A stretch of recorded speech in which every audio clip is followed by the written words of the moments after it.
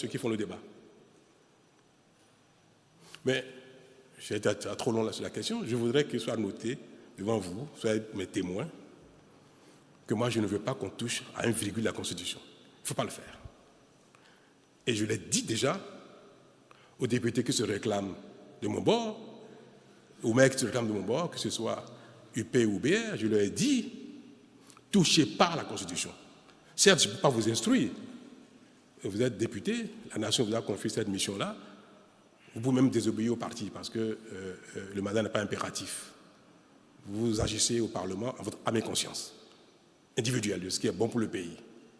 Mais je vous recommande de ne pas le faire. Je vous souhaite que vous ne fassiez pas. Je ne sais pas ce qu'ils vont faire demain. Mais moi, à partir d'aujourd'hui, là, devant vous, depuis quelques jours, je dis, je ne veux plus me mêler de ça. Qu'ils fassent ce qu'ils veulent.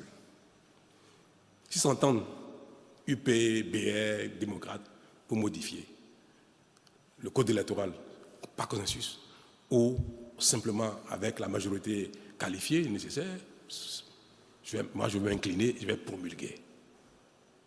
S'ils modifient quoi que ce soit et que nous sommes dans un régime démocratique, je suis un démocrate, si les choses se font selon les règles, je ne demanderai même pas de deuxième lecture pour quoi que ce soit, je vais promulguer.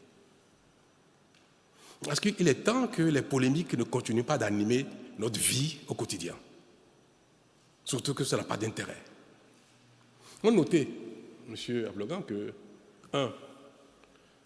je ne demande aucune révision et je me poserai à la révision de la Constitution. Pas les moyens qui me sont permis en disant non, il ne faut pas le faire. Et puis, maintenant, s'ils le font comme je suis un démocrate et que ça s'impose à moi, je m'acharnerai à faire en sorte que ce que je trouve pas bien ne se fasse pas. Donc, à la limite, ne pas réviser. C'est moi mon choix de ne pas toucher la Constitution. 2, que les modifications à faire soient conformes à l'esprit de la Constitution et à l'éthique.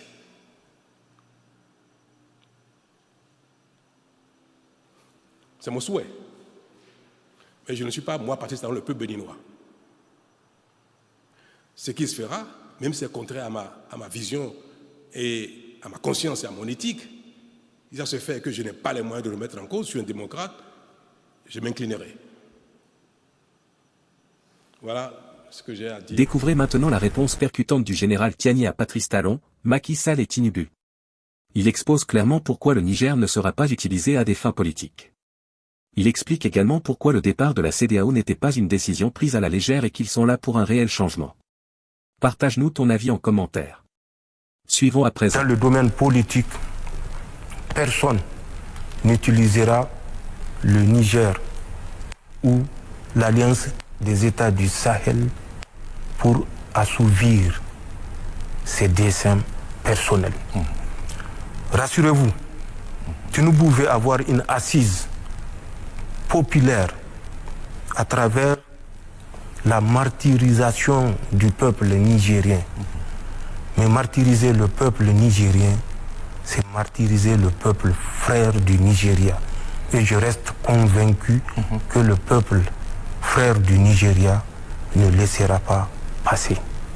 Talon veut avoir un deuxième ou troisième mandat à travers sa rigueur ou son zèle vis-à-vis de l'AES ou du Niger, particulièrement en fermant la frontière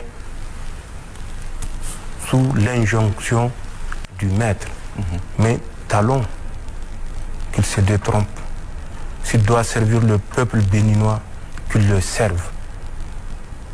Et c'est à travers ça que le peuple béninois décidera de lui accorder un troisième mandat s'il juge que ce qu'il a fait jusqu'ici mérite un troisième mandat.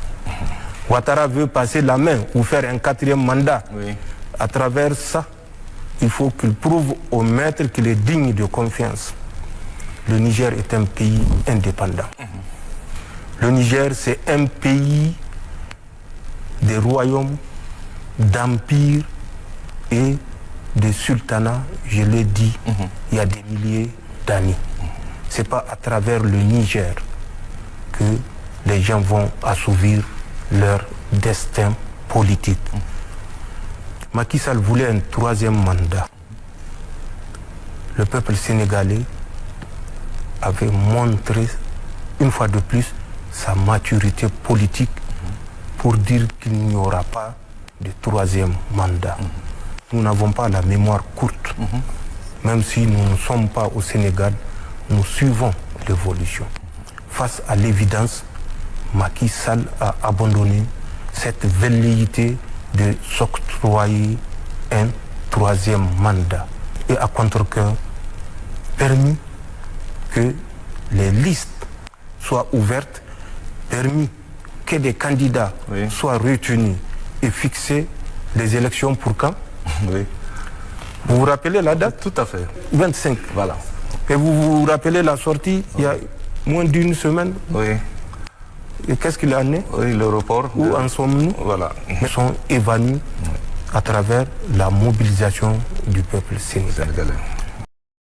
Bien. Par rapport à cette organisation, quelles perspectives s'offrent vraiment à nous? Mais nos perspectives ne peuvent être que meilleures.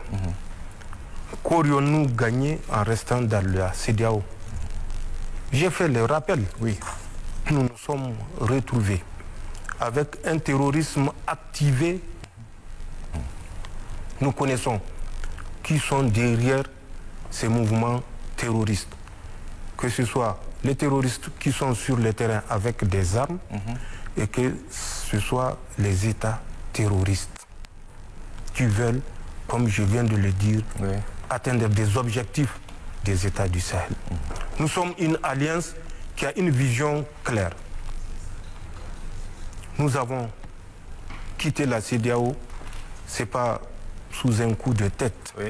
Nous avons quitté la CEDEAO pour renforcer cette alliance parce que nous avons une vision claire de ce qui peut conduire nos peuples vers la prospérité à laquelle ils ont toujours espéré que les leaders les conduisent. L'AES, l'Alliance des États du Sahel, et des succès. Ramener la sécurité dans notre espace troublé. Troublé pour que nos richesses soient pillées. Inch'Allah, nous allons réussir cette première phase et nous sommes sur le point de la réussir. Chacun peut apprécier les résultats obtenus. Le deuxième point serait, vous avez constaté que le cheval de bataille que nous avons enfourché, c'est celui de la bonne gouvernance. Les ressources des pays de l'Alliance serment qui se traduit par des faits. Et si vous l'avez constaté au Niger, c'est un cas et c'est physique, c'est réel. Au Burkina comme au Mali également, c'est physique et c'est réel. Après cette prospérité économique, nous devons trouver ensemble quels sont les mécanismes qui nous permettent de renforcer les échanges au sein de notre alliance, que ce soit des alliances des États du Sahel, soit effectivement, comme nous l'avons souhaité, une zone de prospérité et non une zone d'insécurité. C'est des étapes qui conduiront à une véritable intégration politique débarrassée de toute menace d'un État envers un autre.